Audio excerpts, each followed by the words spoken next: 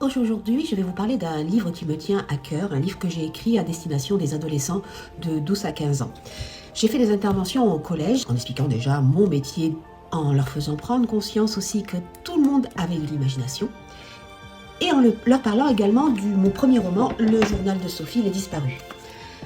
Ce journal n'est pas destiné aux adolescents de 12 à 15 ans, il est plutôt destiné aux plus de 16 ans. Beaucoup ont voulu me l'acheter puisque l'histoire leur a plu. C'est l'histoire d'une gamine qui, trop confiante envers un collègue de classe, va se laisser embarquer dans une situation incroyable, incroyablement douloureuse, incroyablement possible, parce que ça n'arrive pas qu'aux autres. Et cela m'a donné l'idée de transformer ce livre, en mettant d'autres prénoms, à destination donc des adolescents de 12 à 15 ans. C'est un livre aussi qui raconte que disparition ou fugue va entraîner chez les parents beaucoup de soucis, beaucoup de recherches et beaucoup de questionnements. Voilà, donc je vais vous en lire un extrait aujourd'hui. Je vais continuer à en vous lire un autre, tout de suite pour un extrait.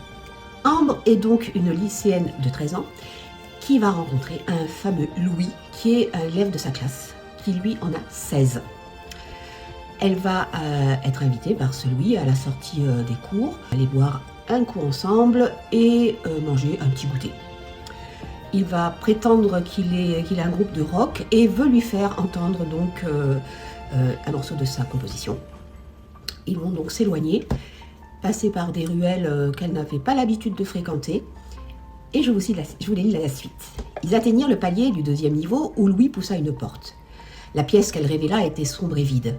Les filles frissonnèrent. Rien ne laissait supposer qu'un groupe de rock s'entraînait ici.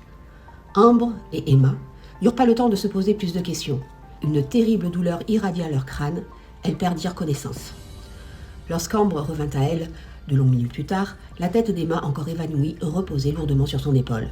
Son cerveau, engourdi, mit un moment à se souvenir des derniers événements. Petit à petit, elle se remémora l'appartement lugubre, Emma et Louis.